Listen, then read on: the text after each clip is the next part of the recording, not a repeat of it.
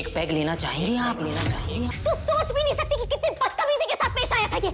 Sorry madam, मैंने आपसे पहले माफी मांग ली थी। सॉरी माय शालिनी, तुमने माफी मांगी थी, तुम माफी के लायक भी। Shalini calm down. शालिनी क्या कर रही है ये स्पेशल ब्रांच का डिपार्टमेंट है। इधर आ। फिर क्या हुआ? फिर एक आदमी आया, उसने सबकी बहुत धुलाई करी, बहुत मारा सबको, और उसने मेरे दोस्त मनोज के पैर पर गोली भी चलाई। और फिर? वो मैंने सब कुछ कबीर को बता दिया। अब मनोज कबीर का बहुत अच्छा दोस्त है, कबीर उसे अपना भाई मानता है, और कबीर के पापा और मनोज के पापा बिजनेस पार्टनर्स भी हैं।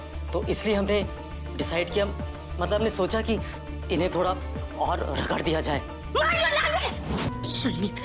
शालिनी शांत हो जा। फिर उसके बाद क्या हुआ? फिर हमने उनका एड्रेस पता किया और बच्चों का पीछा किया। दरअसल किडनैप करने की कोशिश की। दीदी, शुक्र है कि तुम्हारे जैसा मेरा कोई भाई नहीं। एक तरफ कबीर की गलतफहमी, दूसरी तरफ शिव प्रसाद की सच्चाई पर भड़कता हुआ शक, और परशुराम की कहानी अब लेने वाली है सबसे डेंजरस टर्न। शुरुआत होती है शीतल के फोन पर शालिनी को बताने से कि कबीर अरेस्ट हो चुका है, और ये सुनते ही शालिनी शॉक हो जाती है और तुरंत पूछती हैं कि भाई आखिर हुआ क्या है। और वहीं पर शीतल सीधा जवाब देने के बजाय कह देती है कि पूरी सच्चाई बाद में ही सामने आएगी।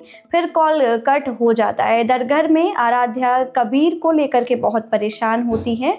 उसे लगता है कि भाई कबीर के साथ जो भी सीरियस कुछ हुआ है, क्योंकि वो ना तो फ़ोन उठा रहे हैं और ना ही किसी से कांटेक्ट में हैं। यहीं पर संकल्प उसे शांत करने की कोशिश करते हैं और यकीन दिलाते हैं कि कबीर जल्दी ही वापस आ जाएगा। थोड़ी देर बाद संकल्प को कॉल आता है और सिचुएशन और क्लियर हो जाती है। शिव प्रसाद सच बताता है कि कबीर पुलिस कस्टडी में है और उस पर सीरियस इल्जाम लगे हैं, और वो गुस्से में संकल्प को वार्न करता है कि कबीर और उसके दोस्तों उन्होंने एक लेडी के साथ बदतमीजी की थी और उन्हें सजा मिलेगी।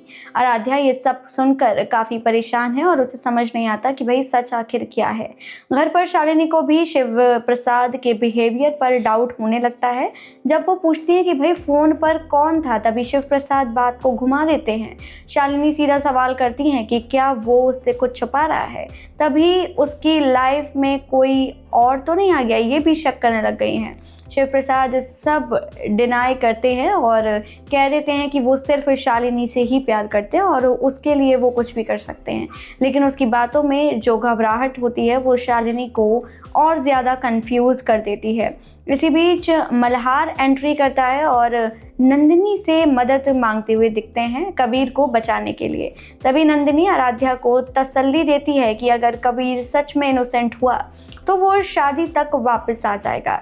सिचुएशन और ज़्यादा इमोशनल हो जाती है क्योंकि सब अपनी अपनी तरफ से कबीर को बचाने की कोशिश कर रहे हैं, उन्हें जेल से छुड़ाने की कोशिश कर रहे हैं। बाद में शालिनी और नंदिनी जेल जाकर के कबीर से मिलने का प्लान बनाती हैं। डूडो शालिनी को देखते हैं, वो तुरंत अपना चेहरा छुपा लेते हैं और यहीं से सस्पेंस और ज़्यादा गहरा हो जाता है कि भाई कहानी में कुछ तो बड़ा राज छुपाया जा रहा है। एपिसोड के एंड में भाई टेंशन पीक पर आ चुकी है, जहाँ शालिनी को अब शिव प्रसाद पर शक होने लग गया है। आराध्या कबीर के लिए रो रही होती है और डूडो का रिएक्शन क्लियर सिग्नल दे रहा है कि असली गेम अभी शुरू होने वाला है। क्या शालिनी को शिव प्रसाद की असली पहचान यानी कि परशुराम की पहचान पता चल पाएगी? क्या कबीर सच में गिल्टी है या फिर किसी साजिश का शिकार बन चुका है? देखना ना भूलें मिस्टर एंड मिसेस परशुराम का नेक्स्ट एपिसोड। टेलीटेशन के साथ जुड़े रहें अपकमिंग अपडेट के लिए और टेलीटेशन को सब्सक्राइब करना बिल्कुल ना भूलें।